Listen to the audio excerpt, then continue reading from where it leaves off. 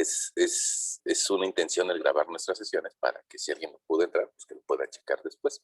Ahora, yo les decía que en el Classroom, ¿han visto ustedes algunos videos de personas pues, que no conocen y que explican esto de nuestros últimos temas acerca de los sismos? Todos hemos sentido en alguna ocasión un sismo, todos. Algunos nos ponemos más nerviosos que otros, pero todos podemos describir los sismos de alguna forma en base a nuestra experiencia. Y lo que les pedí que vieran, probablemente a algunos de ustedes les parezca un poco básico o demasiado simple, ¿no? Sobre todo los primeros videos que les mandé por Classroom. Alguien me va a decir, pues es que esos videos están hechos como para personas de secundaria y bueno, nosotros ya estamos en otro nivel, ya no necesitamos una explicación tan sencilla, ¿no? La realidad es de que a veces el nivel no significa que entiendas las cosas, ¿no? Hay personas que están en un nivel universitario y no saben hacer fracciones, ¿no? Suma de fracciones. Entonces, pues el nivel no es todo, ¿no? Sino que hay que entender los fenómenos desde un punto de vista más básico. Entonces, para eso, probablemente yo les pedí que checaran esos videos de YouTube, en donde nos platicaban acerca de sismos. Los primeros que vieron, tal vez se les hicieron muy sencillos, porque pues, nos hablaban de lo que nosotros también habíamos platicado en alguna otra sesión, acerca de ondas P y de ondas S. Eh, pero el escucharlo de otra persona, como que ayuda a que nos imaginemos mejor las cosas. ¿No? De repente hay veces que tu profesor, pues, por más que te intente platicar algo, pues la realidad es de que a veces somos medio torpes, ¿no? Y sobre todo, fíjense que eso nos pasaba en las sesiones presenciales. Cuando uno comenta los temas con los compañeros de al lado, con las personas que están a nuestro alrededor, bueno, nos permite intercambiar ideas y ver otras perspectivas de un mismo fenómeno. Entonces, yo por ahí les decía, bueno, pues chequen esos videos de internet donde les hablen de sismos. Y pues bueno, algunos sismos muy famosos, pero muy famosos, pues tal vez son los sismos de San Francisco o el sismo de Chile de 9 grados Richter o el sismo de la Ciudad de México de 1985. Ahora, son famosos pues porque han provocado mucha destrucción. Nada más que en esos mismos videos les platicaron acerca de que una cosa es cómo se siente el sismo en algún sitio y otra cosa es la energía que libera. Y eso empieza a dificultar las cosas, ¿no? Porque la energía que libera no tiene una relación directa con cómo sentimos un sismo. Sí tiene una cierta relación y eso es parte de lo malo que cuando hay un sismo nos lo platican en las noticias y nos dicen, es que el sismo fue de magnitud 5, fue de magnitud 6 o 4.8 y nos dan un numerito y a veces nosotros tratamos de entender el sismo a través de ese numerito y es un numerito bastante limitado. No nos dice gran cosa acerca de un sismo. Sabemos de que cuando hay un desplazamiento en las capas internas de la Tierra, va acumulando presión hasta que se rompe y termina por fallar. Bueno, por ahí nosotros platicábamos de que eso lo podemos registrar a través de movimiento en la Tierra. Y en la última vez que nosotros nos vimos, platicábamos acerca de esto de las ondas P y las ondas S. En los videos que tuviste, probablemente te hablaron de otro tipo de ondas, de las ondas Love y de las ondas Rayleigh. Pero al fin y al cabo, lo podríamos resumir en ondas P y ondas S. Las ondas P, habíamos quedado por ahí, que son ondas que comprimen al medio elástico. Son las que estás viendo en la parte superior de la imagen o de la pantalla. Y esas ondas que comprimen son las que viajan a mayor velocidad. Las ondas S no, las ondas S van serpenteando o van provocando un movimiento de esfuerzo cortante. La letra S no viene de secundarias o de serpentear, pero en español lo podemos recordar así. En realidad el nombre S viene de ondas shear o ondas de corte, transversales al eje principal a través del cual se desarrolla esa energía sísmica. Pero resulta que esas ondas S, si llegan a nivel de superficie, pueden tener un componente transversal y que le podemos conocer como ondas superficiales, ondas Love y ondas Rayleigh. En realidad, al fin y al cabo, las ondas Love y las ondas Rayleigh son una particularidad de las ondas S. Bueno, por ahí en alguno de los videos que checaste en Classroom, eh, pues trataron de hacer una simulación en movimiento para que nos quedara más claro eso. Ahora, eh, me interesa, puede ser que sea repetitivo, pero me interesa que tú identifiques que las ondas secundarias y las ondas superficiales son las que se encargan de provocar la mayor destrucción en las construcciones. Y bueno, pues después de eso, por ahí encontramos cómo encontrar una distancia hacia un epicentro, por lo menos de forma conceptual. No hicimos ningún ejemplo numérico, pero sí de forma conceptual. Yo les decía, pues es que podemos monitorear a qué distancia se genera un sismo desde 3 estaciones sismográficas, y con esas 3 estaciones sismográficas podemos determinar dónde está el epicentro y tratar de buscar daños más cercanos a la zona, ¿no? ¿Cuál fue la intención de buscar los epicentros? Pues tal vez hace unos 100 años que se empezó a desarrollar la ingeniería sísmica, pues fue determinar en qué zonas se podrían buscar más daños a las construcciones o al medio habitacional por estar en la cercanía del epicentro. Ahora vivimos una realidad un poquito distinta, ¿no?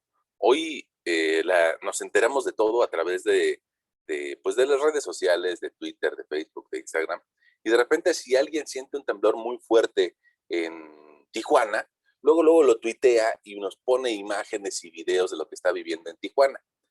Hace 100 años no había eso, ¿no? Y entonces la forma de tratar de investigar dónde había el mayor número de afectaciones, pues era a través de encontrar el punto del epicentro. No teníamos Twitter, no teníamos Facebook en esa época. Y bueno, ahora podemos identificar los daños en alguna región por la misma gente, porque la gente tiene ahora la capacidad de publicar lo que le pasa, ¿no? Puede ser que nos publique qué está comiendo, pero también puede ser que nos publique cómo sintió un temblor o cómo se percibió. Bueno, ahora, fíjense que, bueno, ustedes por ahí vieron desde la primaria que existe una zona que se le llama el cinturón de fuego. En ese cinturón de fuego existe gran presencia de actividad volcánica a lo largo de este cinturón, y esa actividad volcánica también está asociada a movimientos de placas y a sismos. Entonces, pues es muy común pues, escuchar en las noticias que hubo grandes sismos en Japón. Tal vez tan común que haya sismos en Japón que ya a veces ni siquiera nos los platican. Puede ser que ellos tengan un sismo de grado 6 y ya no nos lo avisen porque pues, para ellos es común. En cambio, tal vez si hubiera un sismo de grado 6 en África, generaría muchos problemas, porque la zona de África no está acostumbrada a esos sismos. Lo mismo pasa en nuestro país, ¿no? De repente el escuchar que hay sismos en Guerrero, en Michoacán, en Oaxaca, pues es común. Pero en cambio escuchar que haya un sismo en Monterrey, eso no es común. No es común que la gente que vive en Nuevo León o en Tamaulipas sienta un sismo. Eh, y eso ha provocado que las construcciones, entre más cercanas estén a las fuentes sísmicas, sean más revisadas desde el punto de vista estructural. ¿Cualquier día puede presentarse un sismo en Monterrey? Pues sí, y generaría grandes daños, porque no está sus construcciones preparadas para ello. Ahora, alguien dirá, bueno, entonces habría que reforzar las construcciones de Monterrey o habría que reforzar las construcciones en África. Pues sí y no. Sí, porque algún día se puede presentar un gran sismo, pero es poco probable. Y entramos a otro tema muy impresionante que es el de la probabilidad. ¿Qué tan frecuente es que aparezca un evento sísmico en cierta región del mundo?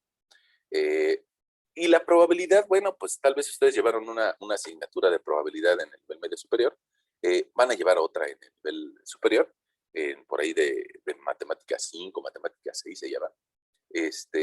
Y pues es tratar de evaluar el azar, ¿no? Tratar de evaluar la probabilidad.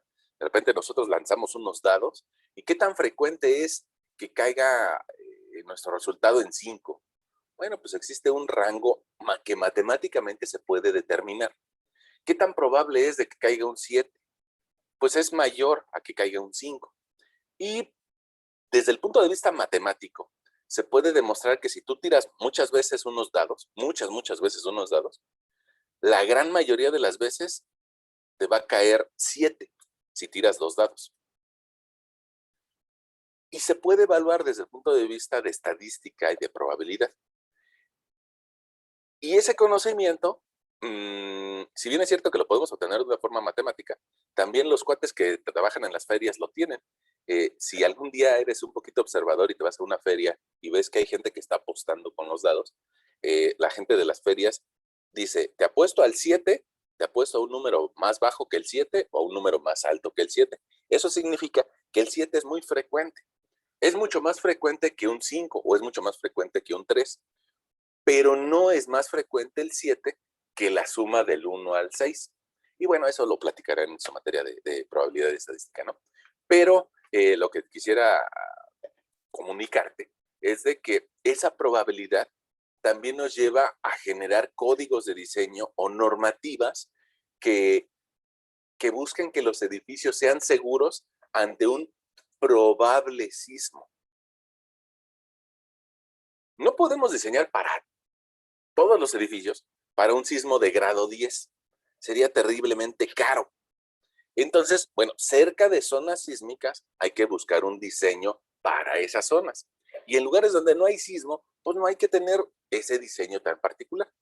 Bueno, y eso lo logramos a través de, pues, de entender nuestro entorno, ¿no? Ahora, por ahí tuviste que en alguno de los videos que nos interesa medir la amplitud del movimiento.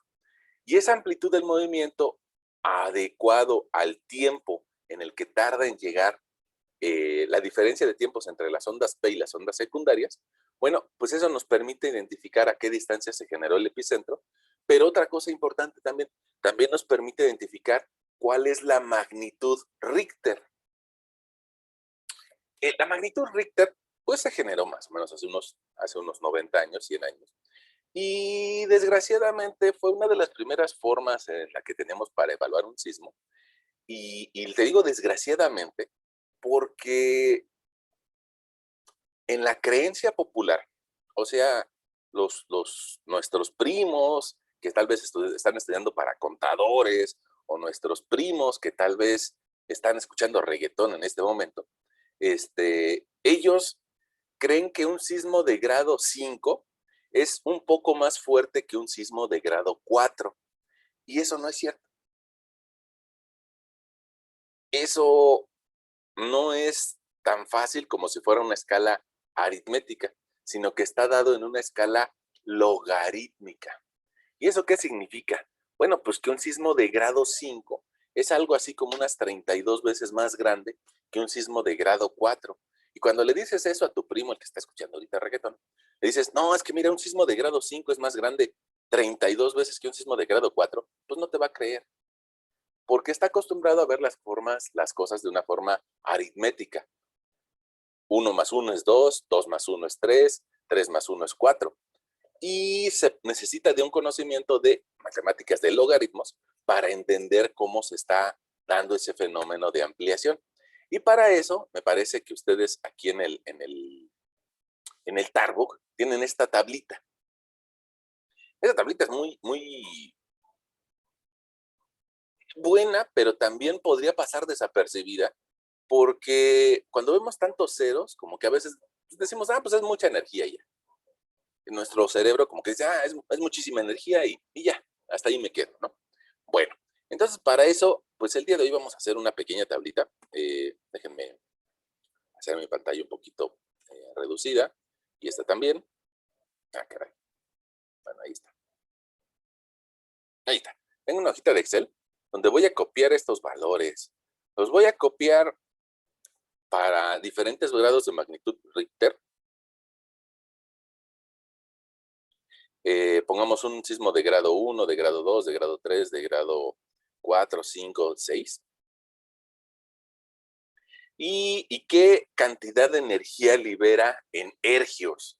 Desgraciadamente, bueno, pues también nosotros no somos tan duchos para entender qué es un hercio, pero sí nos podemos, con esas cantidades, dar una idea de cuántas veces es mayor un sismo comparado a otro. Pongamos ahí lo que nos está diciendo es de que un sismo de magnitud 1 Richter generaría una energía de algo así como 20 millones, 1, 2, 3, 1, 2, 3, 20 millones de hercios. Vamos a ponerle aquí que los agrupe por grupos de 3. Ahí está. 20 millones de hercios, un sismo de grado 1. En cambio, un sismo de grado 2 resulta que da algo así como 630 millones de hercios. Es una cantidad muchísimo más grande, ¿no? Y un sismo de grado 3 aporta algo así como 20,000 millones de hercios. 20,000 millones de hercios. De repente aquí, pues, ¿qué pasaría si nosotros decimos, bueno, qué tan grande es un sismo de grado 2 con respecto a un sismo de grado 1? Y te darás cuenta de que si hacemos la división de la energía, pues es algo así como unas 32 veces más grande. Un sismo de grado 2 con respecto a un sismo de grado 1. ¿Y cuánto es más grande un sismo de grado 3 respecto a un sismo de grado 1? Pues 1000 veces más grande. ¿Cuánto es más grande un sismo de grado 4? Mira, aquí estarás viendo que el sismo de grado 4, voy a mover mi PDF para que se alcance a notar mejor. Vamos a moverlo aquí, un poquito así, para que tengamos una referencia horizontal. Mira, un sismo de grado 4 resulta que libera una energía de 630, 1, 2, 3, 630,000 millones, voy a ponerle ahí, millones de hercios. ¿Y eso qué significa? Bueno, pues que un sismo de grado 4 es algo así como 32,000 veces más fuerte que un sismo de grado 1. Y de repente tú me vas a decir, caray, profesor, pero pues es que ¿de qué me sirve comparar contra un sismo de grado 1 si yo nunca lo he percibido? Nunca he visto que en las noticias me digan, sentimos un sismo de grado 1. Pues no, no nos lo dicen en las noticias porque en realidad un sismo de grado 1 es imperceptible. Podría ser, pongamos, como si mi primo salta en la losa, salta en la losa de encima y se movió tantito, pues es como un sismo grado 1, grado 2. Y simplemente decimos, pues pasó un camión pesado y ya no pasa nada, no es un sismo. Pero en cambio un sismo de grado 5, mira, resulta que libera una cantidad de energía de 20 millones de millones, 20 millones de hercios. Y a su vez, bueno, pues vamos a ponernos un poquito más dramáticos y vamos a ver un sismo de grado 6. Resulta que libera una energía pues del orden de unos 630 millones de millones de hercios. Y eso sí ya nos lo mandan en las noticias, ¿no? Un sismo de grado de 5.1, de 5.3, ya lo sentimos. Un sismo de 6 ya como que nos genera, pues tal vez un poquito de miedo. Un sismo de grado 7 fue como el de hace 4 años, en el 2017, ya 4 años. Probablemente en el 2017 ustedes estaban o entrando al nivel medio superior o estaban en el último año de secundaria. Y bueno, cada uno de ustedes tendrá un recuerdo acerca de ese sismo del 2017. Pero fíjate que un sismo como de grado 7 libera una energía de 20,000 millones de hercios. Entonces te das cuenta de que empieza a crecer muchísimo. Ahora, un sismo de grado 8, ustedes no lo han sentido. ¿Ustedes no han sentido un sismo de grado 8? Tal vez yo sí. En 1985, si le preguntan a sus papás, se darán cuenta de que el sismo de 1985 generó un gran desastre en nuestro país, en nuestra ciudad, sobre todo. Y resulta que ese sismo, mira, un sismo grado 8, por aquí nos está marcando que es un sismo que libera una energía de 630,000 millones de millones. Bueno, ahora, ¿qué sismo recordamos que logramos sentir, aunque sea muy bajito? Pues tal vez un sismo de grado 4, ¿no? Y resulta que ese sismo de grado 4, comparado con un sismo de grado 5, si yo divido la energía que libera un sismo de grado 5 con uno de grado 4, pues mira, es 32 veces, 31 punto y algo veces, ¿no? Probablemente si nosotros le pedimos ahorita que nos quite algunos decimales, nos daremos cuenta que es del orden de unas 32 veces más grande, ¿ok? Ahora, Un sismo de grado 5 comparado a un sismo de grado 4 es 32 veces más grande. Un sismo de grado 6 resulta que es, comparado con uno de grado 4, 1000 veces más poderoso. Y ahí es cuando como que nosotros empezamos a dudar, ¿no? Como que ¿eso es cierto? O sea, yo recuerdo que sentí un sismo de grado 6 y no lo sentí 1000 veces más fuerte que uno de grado 4. Y entonces reformamos o retomamos la idea de nuestro primo, el que dice, no, un sismo de grado 6 apenas se siente un poquito más arriba que uno de grado 5. Y la realidad es de que no, sí libera mucha más energía, pero la libera a kilómetros de distancia. Y el que la libere a kilómetros de distancia tiene un efecto sobre nosotros, porque solamente nosotros vamos a recibir el resto de la energía que alcanza a llegar después de kilómetros de distancia. El sismo del 2017, que todo el mundo lo recuerda, yo creo que tú también lo recuerdas, bueno, pues resulta que con respecto a un sismo sencillito de grado 4, pues liberaría una energía de algo así como unas 32,000 veces más fuerte que un sismo de grado 4. Ahora, me interesa, probablemente estos números se te van a olvidar, pero me interesa que tú sí alcances a percibir que la diferencia de un grado Richter a otro grado Richter es muchísima, es mucho más grande un sismo.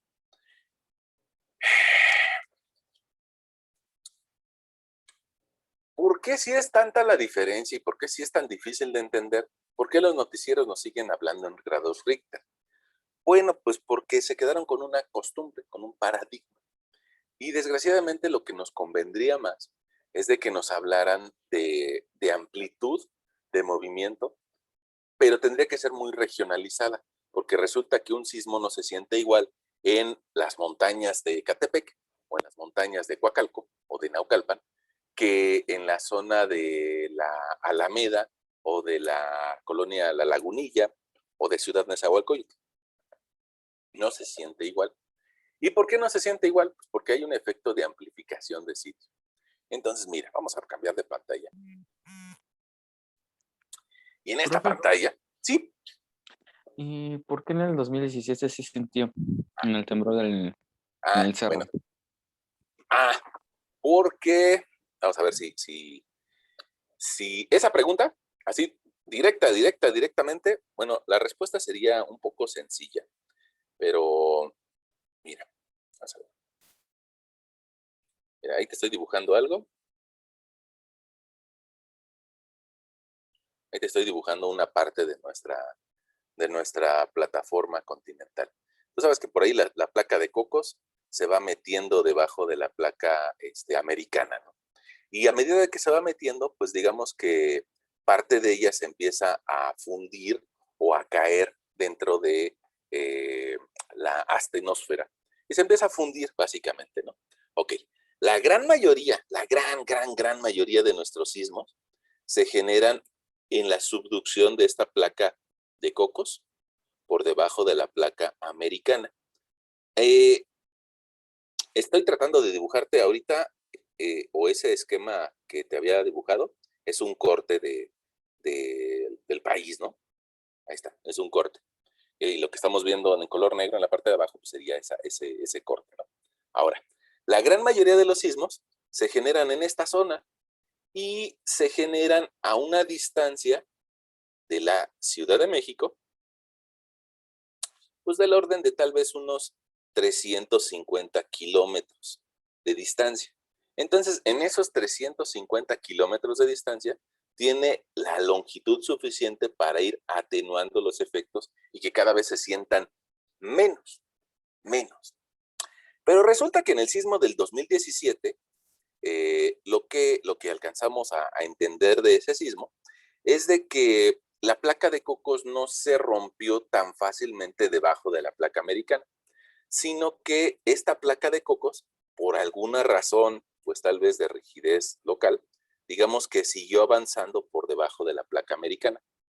Y cuando se rompió, digamos que ya fue mucho más cercano a la zona a la Ciudad de México. Es decir, cuando se empezó a fisurar, se dio debajo de los límites de Puebla y de Oaxaca. Entonces, al estar esta generación o esta ruptura tan debajo de la placa, es por lo que se le llama un sismo intraplacas. Ok, ¿qué significa intra? Pues que está adentro de las placas. Es decir, no está en el mero contacto, en la subducción, en lo que estamos acostumbrados que pasen los sismos en nuestra zona, sino que ese sismo se generó tierra adentro. Ahora, déjenme hacerle un zoom a nuestra república, aunque sea dibujada, pero la mayoría de los sismos se generan enfrente de las costas y el sismo del 2017 se generó adentro, tierra adentro, entre los límites de Puebla y Oaxaca.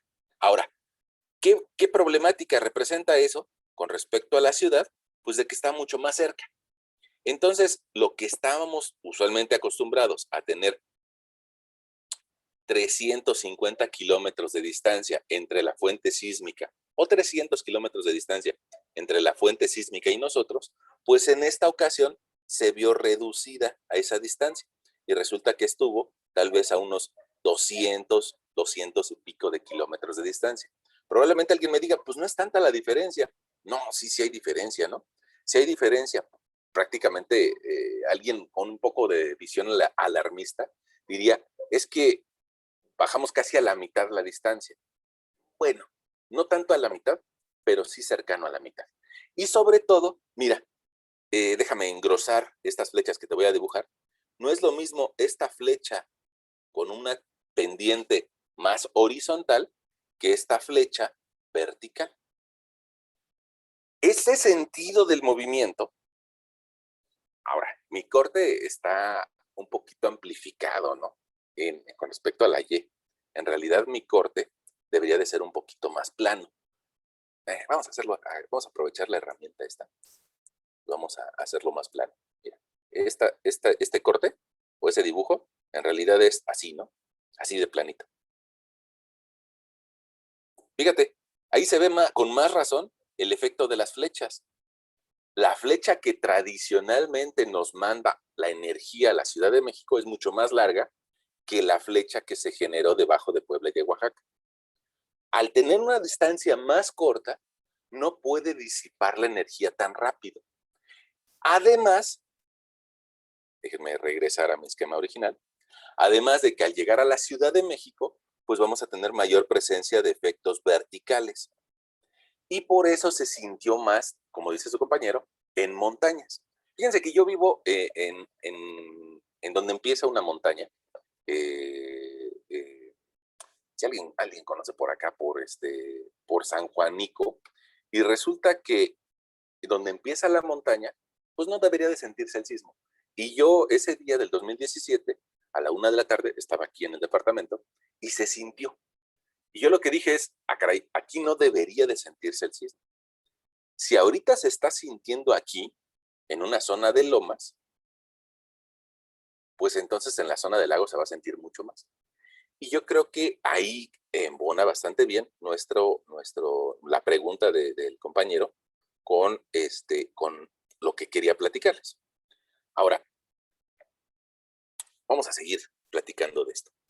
Miren, imagínense ustedes, nada más les pido que hagan un poquito de imaginación.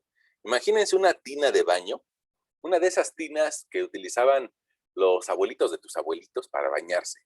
Ya ves que antes en la ciudad, pues no toda la ciudad tenía agua, y había ese tipo de tinas como de metal.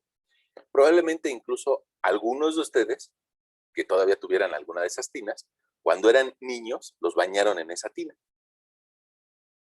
O incluso una tina de plástico, ¿no? Pero imagínense una tina donde bañan a un bebé. Bueno, y resulta que, vamos a imaginarnos esa tina que está llena de agua. Si de repente yo tomo un martillo y tal vez en una postura un poquito distinta a la que normalmente manejamos a los martillos, si este martillo yo le pego a la tina, pues ustedes se podrán imaginar lo que pasa dentro de la tina, que el movimiento del agua va a empezar a hacer ondulaciones que van a ir en un sentido y que después empiezan a regresar y después regresan en otros otra vez y vuelven a regresar hasta que se estabiliza. Van a decir, bueno, pues sí, eso ya lo he visto muchas veces, ¿no? Bueno, sí, pero a veces no somos tan observadores. Y yo te preguntaría, ¿cuánto tiempo dura el movimiento adentro del agua? Y probablemente eso va a depender de las dimensiones de la tina. Si es una tina grande, pues probablemente adentro pues el movimiento dure unos 10 o 15 segundos. Si es una cubeta, pues en unos 5 segundos se estabiliza, ¿no? Dependiendo de las dimensiones de la tina. Pero si yo te preguntara, oye, ¿cuánto tiempo dura el movimiento de la tina? ¿A poco la tina también sigue vibrando? No, nada más le doy el golpe con el martillo y vibra un segundo. La tina luego se estabiliza. Le pego, incluso hasta suena, ¡pum!, pero se estabiliza. En cambio, el agua se sigue moviendo, se sigue moviendo, se sigue moviendo. Bueno, ahora, ¿eso por qué se sigue moviendo? Bueno, pues porque resulta que hay una diferencia entre las densidades. La tina tiene tal vez una densidad que ande del orden de 5 a 7, si es de acero, 7.8 gramos por centímetro cúbico de densidad. En cambio, la densidad del agua es del orden de un gramo por cada centímetro cúbico. O sea, es un material mucho más duro la tina. Por eso rápidamente se estabiliza. En cambio, el agua sigue generando un cierto movimiento. Ok. Ahora, ¿eso qué tiene que ver con la Navidad, diría alguien por ahí? ¿Eso qué tiene que ver con nuestra clase? Bueno, pues que nuestra Ciudad de México resulta que está en medio de montañas, que hacia el norte hay montañas, que hacia el oeste hay montañas, hacia todos lados hay montañas. Eso un día que no haga mucha contaminación lo puedes alcanzar a ver. Bueno, y en esta ciudad, pues resulta que están restos materiales de lo que fue un lago y un material muy blando que se desarrolló en agua o sí, en lo que fue la laguna de la Ciudad de México, ¿no? O el lago de la Ciudad de México. Bueno, ahora, ¿qué consecuencias tiene o en qué se parece a lo que te platicaba de la tina? Mira, tú sabes por ahí de nuestras primeras sesiones que la densidad de las rocas continentales, pues tal vez andará en un valores de 2.7 a 3, eh, 2.7 a 3 gramos por centímetro cúbico. Vamos a ponerle aquí una densidad de unos 2.8 gramos centímetro cúbico. ¿Ok? Es más alta que la densidad que experimenta el suelo de la ciudad. El suelo de la ciudad, la arcilla característica de la Ciudad de México, tal vez tenga valores de 1.3, 1.4, 1.35 gramos centímetro cúbico. Pues resulta que también hay un diferencial de rigideces. Inclusive, probablemente este término sea un poquito nuevo para ti, pero el módulo de elasticidad de esa montaña tal vez ronde valores de unos 300,000 kilogramos centímetro cuadrado, que es un valor altísimo comparado al módulo de elasticidad del suelo que tiene la Ciudad de México. Tal vez hablaremos de unos 100 kilogramos sobre centímetro cuadrado. Fíjate esa diferencia de 100 a 300,000. Pues es prácticamente agua lo que tenemos en el suelo de la Ciudad de México. Y entonces, si yo te digo que prácticamente es agua, no es agua, ¿no? Pero prácticamente es agua, es un material muy blando, muy suave. Bueno, pues ya nos podemos imaginar el mismo efecto como si tuviéramos un gran martillo y ese gran martillo le pegara a las montañas de la ciudad. ¿Qué pasa en las montañas de la ciudad? Pues que los sismos duran muy poquito tiempo y tienen unas amplificaciones muy pequeñas. Sí se siente, pero poco. En cambio, si llegamos a la zona de transición, se siente más y dura más el tiempo el sismo. Y si llegamos a la zona del lago, resulta que se siente mucho más y dura más tiempo el sismo. Ahora, eso pues nos permitiría, hay personas a las que les gusta investigar eh, o hacer investigación de los eventos que van viendo a su alrededor. Y algunas personas dicen, bueno, pues vamos a investigar los sismos, ¿no? Y entonces, si investigamos los sismos, va a ser más fácil diseñar estructuras que puedan soportar el mismo sismo, el mismo, pero que se siente de una forma diferente en el centro que en zona de lomas. El mismo sismo. Entonces, ¿por qué se amplifica? Pues porque este material parece agua, y al parecer agua, pues te lo pongo en colorcito café, al parecerse mucho al agua, pues resulta que genera ondulaciones o ondas principales que chocan contra una parte de la cuenca y que rebotan y regresan al centro de la cuenca, y rebotan y rebotan y rebotan y rebotan. Y como rebotan muchas veces, por eso utiliza más tiempo. Ahora, y yo creo que es un comentario que debo de aclararte. En esa gráfica que te puse hacia arriba, es lo que normalmente en los sismógrafos se lo dibujan de forma horizontal. Vamos a ver. Bueno, mira, en zona de lomas, digamos que el sismo se siente poquito y de poca duración, pero el mismo sismo en zona de lago, llegan las ondas P, luego llegan las ondas superficiales y las ondas de superficie. Duran mucho más tiempo y aparte se presenta una mayor amplificación en el terreno, una amplitud de movimiento, amplitud de onda. Okay. Y también una mayor duración de tiempo. Okay. Con esa amplitud de onda y con esa duración de tiempo, si bien es cierto que nuestros sismólogos pueden determinar a qué distancia está el epicentro o de qué intensidad o de qué grados Richter fue el sismo, bueno, pues ya vimos que los grados Richter pues son un poquito complejos de entender. No es una magnitud simple como que un magnetismo de grado 6 es del doble de uno de grado 3, no, es más o menos unas 32,000 veces más grande, 32,000 veces más grande. Y entonces habría que preguntarnos por qué nos siguen diciendo esas cantidades en los noticieros. ¿Por qué no nos dicen mejor de cuánto es la amplitud? Y podríamos imaginarnos mejores cosas, ¿no? Si te dijeran, es que hubo una amplitud en la Ciudad de México de 10 centímetros, pues tal vez te imaginarías, cuando estuvo el sismo te movías 10 centímetros a la derecha y 10 centímetros a la izquierda, 10 centímetros a la derecha y 10 centímetros a la izquierda. Ya te lo puedes imaginar. Pero el problema de eso es de que el sismo no se siente igual en el centro que en las lomas. Entonces tendrían que darte valores muy puntuales, ¿no? Tendría que decirte, en la delegación Cuauhtémoc tuvo una amplitud de 15 centímetros. En el alcaldía de Naucalpan tuvo una amplitud de 3 centímetros. Y entonces eso como que complica bastante las cosas. Ahora, alguien dirá, no, no es cierto, no se movieron 3 centímetros, se movió más. Bueno, pero ¿por qué te va a decir eso? Porque una cosa es el movimiento del terreno, una cosa es la amplitud o cómo se mueve hacia la izquierda y hacia la derecha el terreno, y otra cosa es cómo se mueve si tú estás en el quinto piso o en el sexto piso de una edificación. ¿Por qué? Pues porque se genera un fenómeno como de péndulo. Cuando el edificio se mueve a la derecha, no se puede mover, digamos, voy a tratar de utilizar la aplicación. No se puede mover completamente de forma lateral. 10 centímetros a la izquierda, 10 centímetros a la derecha, 10 centímetros a la izquierda, 10 centímetros a la derecha. No, sino que sí tiene en parte ese tipo de desplazamiento que se llama de traslación, pero sobre todo lo que tiene es un desplazamiento de rotación o debido a la flexibilidad del edificio. Y eso significa que entre más alto estés dentro de una edificación, pues más vas a sentir el sismo. Porque se comporta como un péndulo.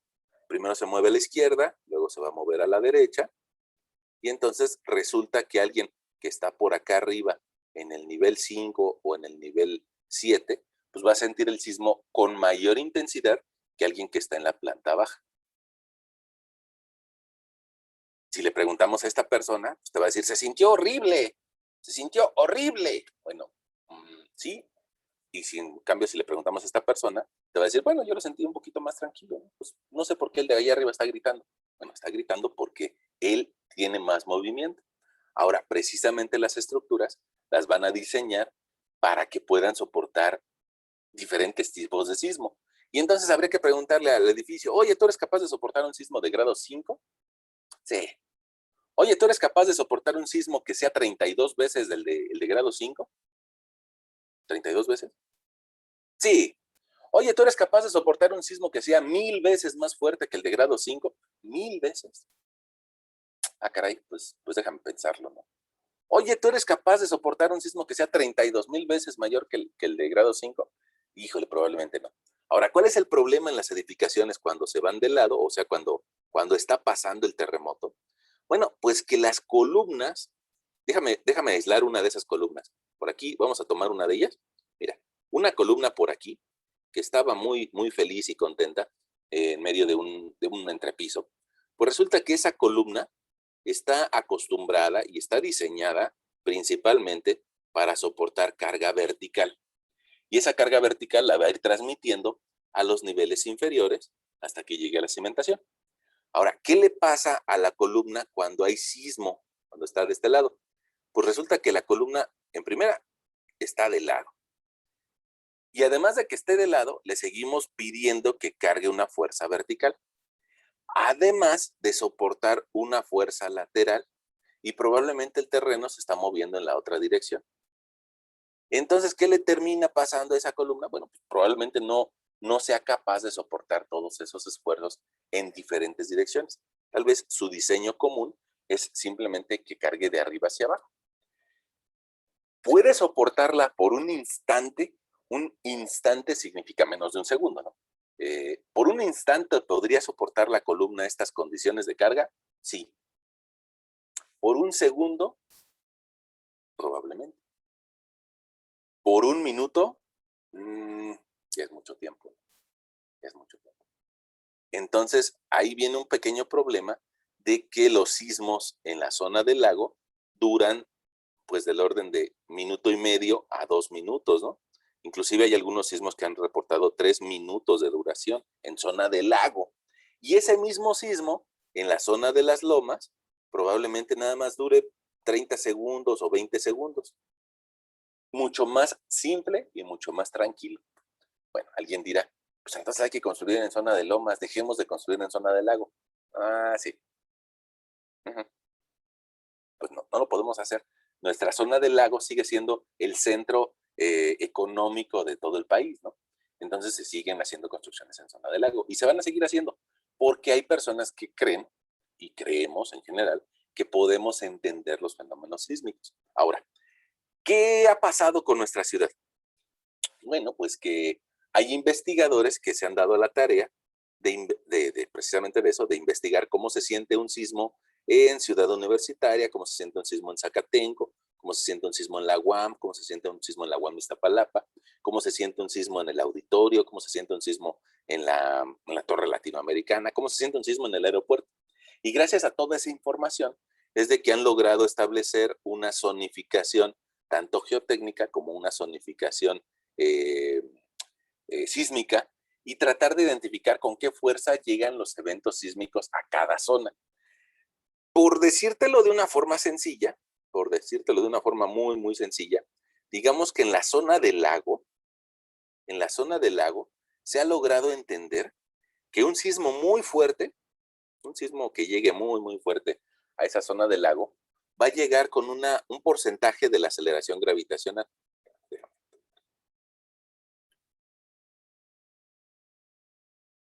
Resulta que un edificio común y corriente experimenta una aceleración gravitacional hacia el centro de la Tierra. Todo el día, todo el tiempo.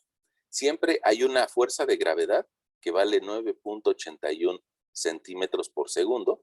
9.81 centímetros por segundo. Es la aceleración con la que todos nos aceleramos hacia el centro de la Tierra. Todos, incluyendo las lámparas, incluyendo los vidrios, incluyendo hasta el perro. Todos nosotros nos aceleramos hacia el centro de la Tierra con esa aceleración de 9.81 centímetros por segundo. Gracias a esa aceleración es de que nosotros podemos determinar un cierto peso. Nosotros multiplicaríamos la masa por esta aceleración gravitacional y esta expresión es un poco similar a la que nos dejó escrita Newton con su segunda ley de Newton. Fuerza es igual a masa por aceleración. La segunda ley de Newton nos dice eso, ¿no? La primera es, todo cuerpo está en estado de reposo a menos de que exista una fuerza que lo saque de su estado de reposo. Y la segunda es, esa fuerza la puedes determinar como masa por aceleración. masa por aceleración. Bueno, pues en este caso, el peso, nosotros lo deberíamos de calcular como masa por aceleración, la cantidad en kilos de masa por una aceleración gravitacional. Bueno, eso ocurre de forma constante, todos los días. Pero cuando hay un sismo, resulta que el terreno se mueve en una dirección y eso va a ocasionar que el edificio también se intente mover en esa dirección. Y hasta el 2017 existió algo que se llamaba coeficiente sísmico. Y para la zona del lago, uno de los coeficientes sísmicos que se manejaba era de 0.45. ¿Eso qué significaba? Que en el peor de los casos, el edificio iba a experimentar una aceleración lateral igual a 0.45 veces la aceleración gravitacional hacia abajo.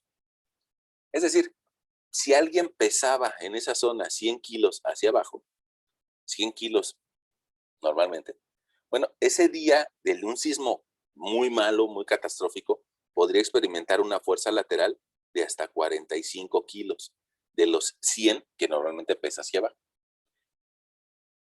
Esa cantidad yo creo que ya nos la podemos imaginar. Si yo peso 100 kilos hacia abajo, ¿soportaría un empuje de 45 kilos de forma lateral? Pues probablemente sí me mueven. Bueno, entonces de esa forma, con coeficientes sísmicos, era como hasta el 2017 se intentaba entender a los sismos. Había otras zonas de la ciudad, como pongamos la zona de Lomas, donde había un coeficiente sísmico de 0.16. ¿Y eso qué significaba? Bueno, pues que el mismo sismo en la zona de Lomas, para un cierto peso de 100 toneladas, de forma lateral solamente iba a tener 16 toneladas. Aquí hay una diferencia, ¿no? De 45 a 16. En zona de Lomas se siente menos el temblor.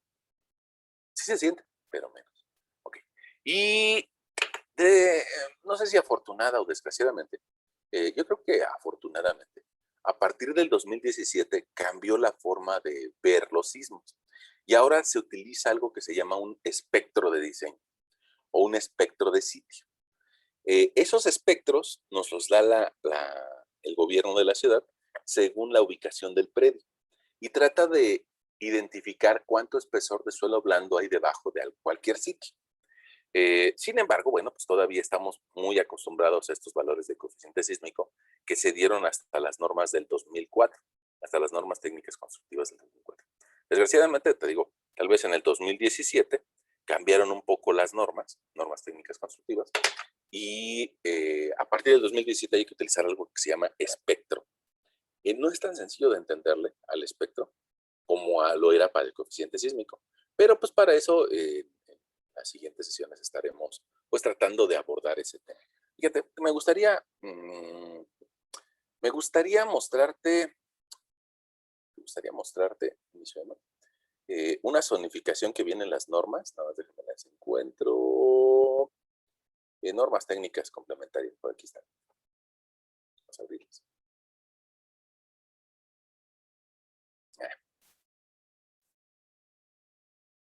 Esperar a ver si lo abre el PDF.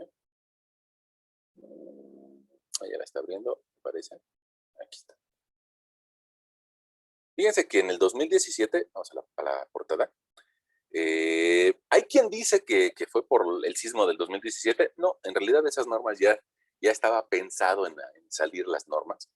Y bueno, coincidió con el evento sísmico, ¿no? Pero esas normas del 2017 hacen algunas adecuaciones sobre normas más antiguas o más viejas. Y bueno, presentan pues, muchas normas, ¿no? Las de cimentaciones, las de concreto, las de acero y pues varios más. A ver, pues, en la administración de Miguel Ángel Mancera. Mira, y aquí vienen las normas que aparecieron en esa época. Esas normas técnicas complementarias, a medida que vayan pasando los semestres, para ustedes van a ser cada vez más frecuente el consultarlas. No las tienen que comprar. Las pueden descargar de la página, déjame se los anoto por acá, la página de la sociedad. Ya no puedo escribir. Déjenme abrir en una página de Google y ahí lo buscamos. Sociedad Mexicana de Ingeniería Estructural. Miren, voy a escribirlo así, tal cual es. Sociedad Mexicana de Ingeniería Estructural. La ESMIE. Y en esa Sociedad Mexicana de Ingeniería Estructural, ustedes pueden entrar a su página y pueden descargar las normas. Hay una sección de normatividad. Probablemente ustedes vean que en la escuela, ahora que regresemos a actividades presenciales, hay quien vende el libro de las normas. Bueno, ustedes lo podrían descargar de la página y ahorrarse ese dinero de comprar el libro. Vamos a ver si aquí, en donde dice información técnica, mira, aquí dice NTC, normas técnicas complementarias. Vamos a meternos ahí, a ver si nos dejan. Creo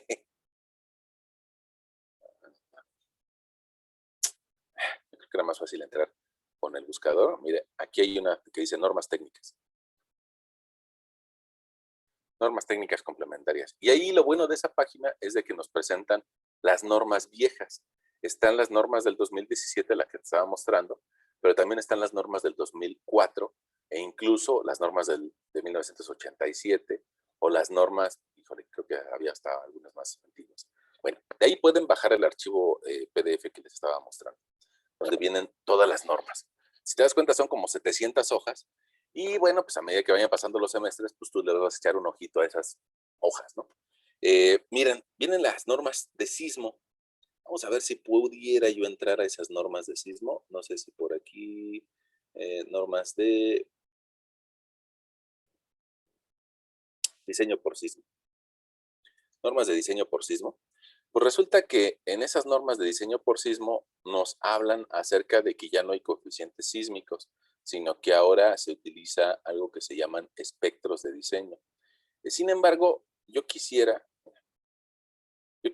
mostrarte que en las normas técnicas complementarias de cimentaciones, no, aquí no lo voy a encontrar. En las normas de cimentaciones existe algo que se llama zonificación geotécnica. Mira, ahí lo estás viendo. Esa es la Ciudad de México, nada más que vista con otros ojos. No sé si aquí en la parte de arriba alcanzas a ver una línea punteada. Esa línea punteada es la característica de la parte alta de la Ciudad de México. Y esa línea punteada sigue por aquí, pasando el aeropuerto. Ya ves que el aeropuerto actual todavía está dentro de la Ciudad de México. Luego se empieza a amplificar y llegamos a la zona de Xochimilco y tal vez por ahí. Y luego del otro lado, pues alcanzamos a ver el límite, tal vez hacia la zona de Chapultepec o de la Miguel Hidalgo. Y bueno, ahí está en esencia la Ciudad de México. Ahora, en esa Ciudad de México, pues nuestros investigadores previos, digamos que han detectado la zona que tiene más espesor de suelo blando y es la que está de color gris claro. A eso se le llama zona de lago. Si te das cuenta, el actual aeropuerto está en lo que fue un lago. También está la zona del lago de Nabor Carrillo y la salida a Texcoco. La gran mayoría de la ciudad está dentro de lo que fue un lago. Hay otra parte de la ciudad que está pasando periférico o periférico poniente, es decir, hacia la colonia Las Águilas, hacia Olivar del Conde, hacia Naucalpan, en donde vamos a encontrar zona de lomas o zona de cerritos. También la vamos a encontrar esa zona de lomas hacia la parte alta, hacia la Sierra de Guadalupe o Coacalco. Bueno, antes de llegar a Coacalco, ¿no? Ok. Y bueno, estas zonas hace tiempo nos daban lo que eran los coeficientes sísmicos. Esos coeficientes sísmicos, te digo, ya quedaron un poquito en desuso. Y bueno, pues por ahí será motivo de que nosotros nos pongamos a investigar un poquito acerca de los nuevos espectros que hay que utilizar. Yo creo que esta imagen, pues tal vez alcances a ver por donde tú vives. Probablemente digas, pues yo vivo hacia la salida a Puebla. Pasando el periférico, pues sí, más pasando el periférico. Pasando la Reyes Texcoco, pues entonces ya vives en zona de lomas. O antes, puede ser que nos digas, no, pues yo vivo por el viaducto y el circuito interior. Pues entonces vives en una zona del lago. Pues yo vivo en Reforma y circuito interior, o en Calzada de Guadalupe y circuito interior. Bueno, pues vives en una zona del lago. No, pues yo vivo por ahí, por el aeropuerto. Pues vives en zona del lago. Y bueno, algunos de ustedes te dirán, no, pues yo vivo por Azcapotzalco, pues vives en zona de transición. No, yo vivo en Naucalpan, pues, vives en zona de Lomas. Y bueno, esas diferentes zonas nos permiten un poco entender las fuerzas que van a llegar a cada zona. En nuestra siguiente sesión vamos a platicar un poquito acerca de qué intensidad le llegaría a cada zona y y cómo identificar la aceleración de cada zona. Bueno, yo creo que eso lo podemos hacer en nuestra siguiente sesión. Déjame dejar de compartir esta. Vamos a decirle que queremos detener.